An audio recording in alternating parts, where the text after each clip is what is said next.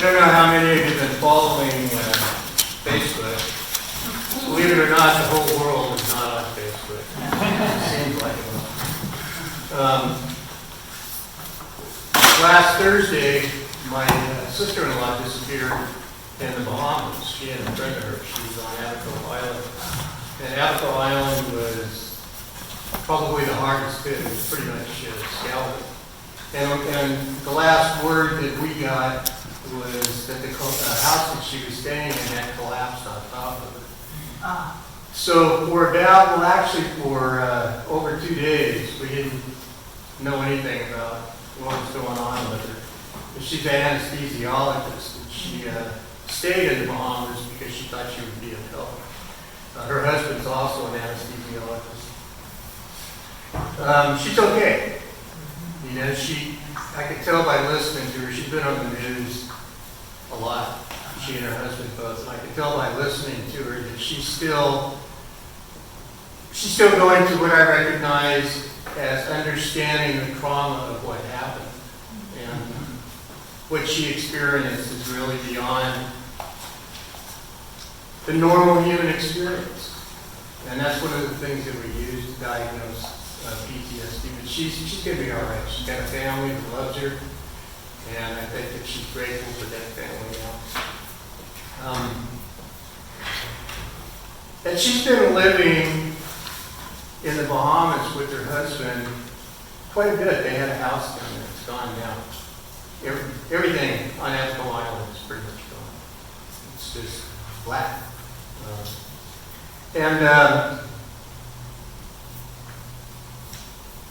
There's something about the Bahamas and the people that attract her. And it's not just the weather, because sometimes the weather's a little dicey down there, as we saw recently. I think it's the culture. I think that, and I'm going to be talking with her about this. I think she and my brother-in-law are both became immersed in the culture of the Bahamas and the lifestyle. So what does that have to do with anything? Culture. Culture. How many of you have a culture? Raise your hand if you believe you have a culture. Okay. Good. Well, we've established that. We're going to be okay. You all come from a different place. Culturally. And it's a combination of many things. It's the values that you share with a group of people. There's a culture in your family. The culture may have to do with, how you put your kids down for the night. Is that part of the culture overall? Well, most of us, no matter what culture we're a part of, put our kids down to sleep at night. So how do you change the culture? How do you change the culture? Reading Deuteronomy, he's talking to a group of people who don't have a great reputation for following God's commands. The Israelites. They were a pain in the rear for God. They really were. And yet he kept coming back to them. And then finally we have this scripture, and he's saying, okay, you know what's up. Now change. And just to give you a little incentive, if you change, here's some good things that will happen. And if you don't change, here's the rest of it. God was very clear in communicating that message to the Jews. And that's what really established the Jews' culture as well as spirituality in terms of following the plan. In this case, it's the Ten Commandments. So how do you do it? You have maybe hundreds of thousands of Jews who've been doing things a certain way for a long time. And now God is saying, no, I don't want you worshiping a golden calf anymore. Not only that, if you do, I'm going to disown you. Forget about the promise. It ain't going to happen.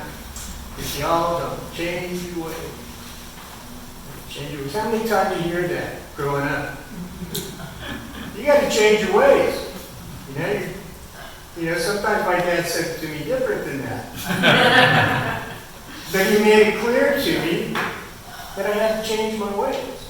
Because along with having a family culture, a participation in an ethnic group that has a culture, I have my own personal culture. And it may agree with yours or not agree with yours from time to time. But the good thing about a dad being a dad is pretty much you can agree with him most of the time, whether you want to or not. But all these things work together both to help us confront reality and then change as a result of confronting that reality.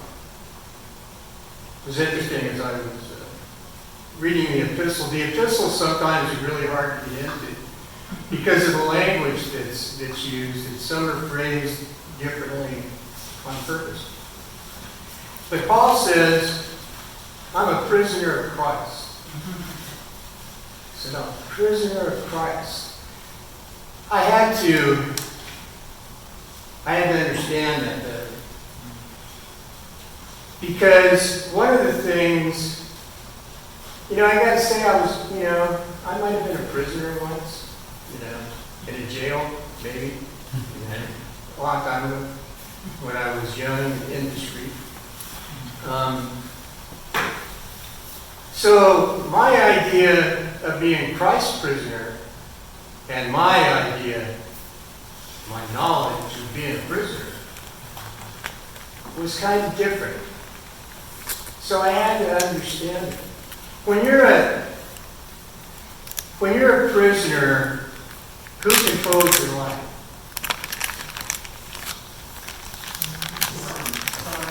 The people with the guns. If you're a prisoner, it's the people with the guns that control your life. Paul was a prisoner. He was a prisoner in Caesarea. And the people with the guns tell you when you're going to eat. They tell you when you're going to sleep. They tell you everything that you're going to do. So, I went back to the scripture. I actually broke open my Bible and studied it a little bit. I began to understand what was meant. If I am a prisoner of Christ, I've given everything over to Him. I have surrendered everything. And Christ says that this is the change that we have to make in our hearts, in our souls. And we're living in a time where there's a tremendous amount of change going on everywhere.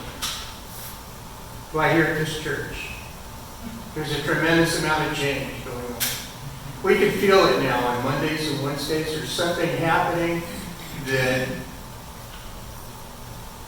there's a coming together kind of feeling that's going on with it. And it's a good feeling. It's a warm feeling. It's a connected feeling. And so somehow or another, whether we're aware of it or not, and I think we are, our culture here at this church is changing to a great degree to reflect the needs of the community around us. Now, I believe that's the kind of change Christ wants us to make. By making that kind of change, by turning over even our culture as a church to Christ, we are turning over everything to Him and saying, make out of this whatever you want, Lord, because I've surrendered my life and everything I am to to you. And now we're on this path to change. We're going to be having some meetings coming up. This church is on my mind all the time. All the time. Something happened. Church is on my mind all the time. I don't mind. I don't. There's a lot of things happening. But the thing that's foremost in my mind is that when we make connection with the folks living out there, and that connection is based purely in love, purely in just trying to be there, then we got a future that God's going to bless. Amen. Amen. Amen.